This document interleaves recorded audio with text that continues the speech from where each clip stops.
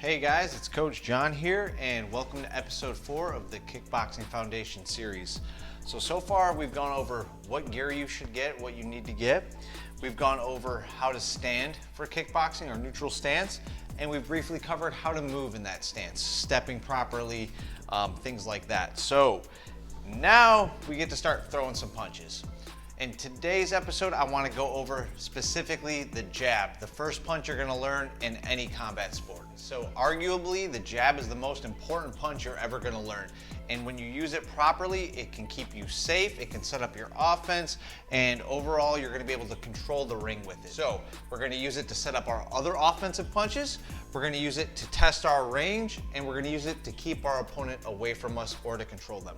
Now, like I said, for the sake of today's video, we're gonna keep it very basic. There's hundreds of variations and hundreds of different reasons that you can use the jab, but let's keep it simple as we're learning it for the first time.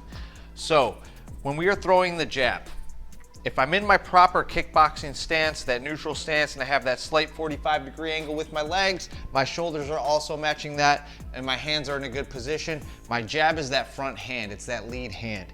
All right, so the jab is already set up with a shoulder turn.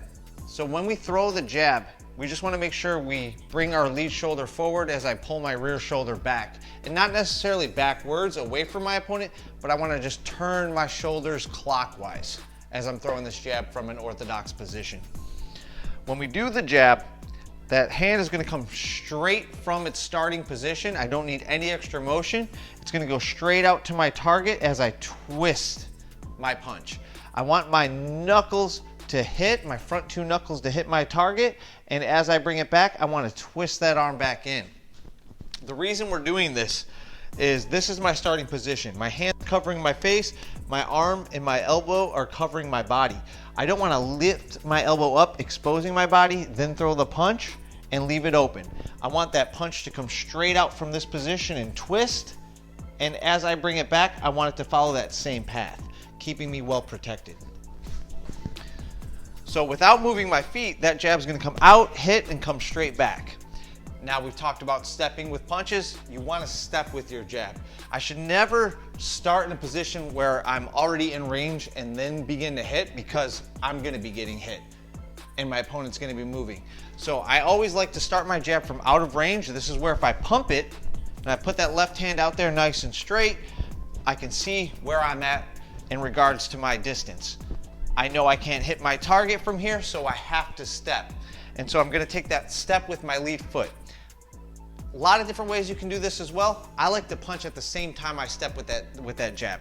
So as I close the distance with my footwork, my jab comes out as I hit.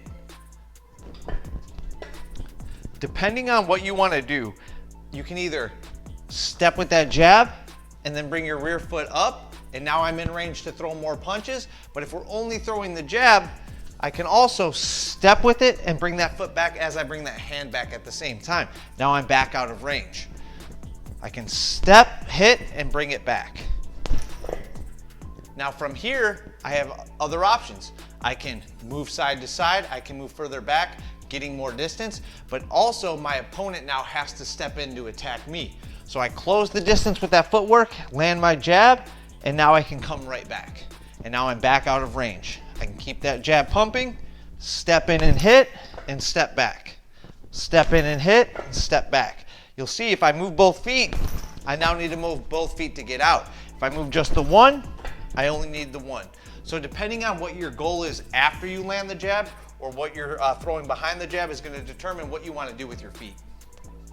But jab specifics, we just wanna make sure we remember to keep a nice tight guard. We twist as we throw out, and we twist as we come back. I'm well protected again. Just from another angle, I'm gonna throw that punch straight out as I twist and bring it straight back.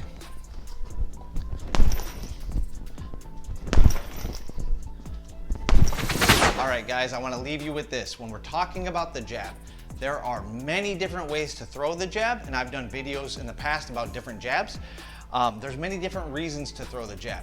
When you're first learning it though, I just want you to think, set up your punches. I'm using that jab as my first punch to set up my cross, to set up my hook, to set up my uppercut, and close the distance.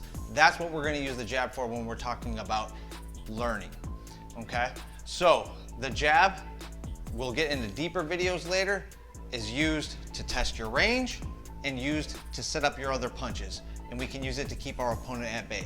Don't get too fancy with it right now. We're gonna practice it coming up later in some other videos with our footwork and in combinations, and that's when everything's gonna start coming together and make a lot more sense. So if you haven't already, make sure you guys subscribe. We've got the other punch videos coming out on the same day. So if you can watch all 4 in one day, you're gonna know your jab, your cross, your hook, and your uppercut. After that, we start putting them together in combinations. I'll see you guys soon.